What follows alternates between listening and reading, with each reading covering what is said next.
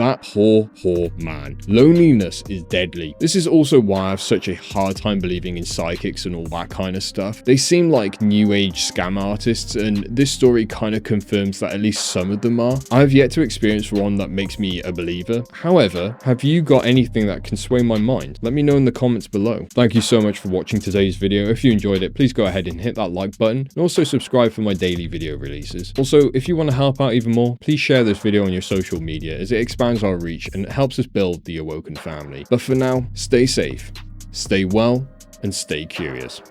Until next time. All reactions in these videos are for entertainment purposes only. Any advice given should be treated as entertainment as well. Viewers are responsible for conducting their own research into any subjects discussed in the videos before taking any action based on the information provided.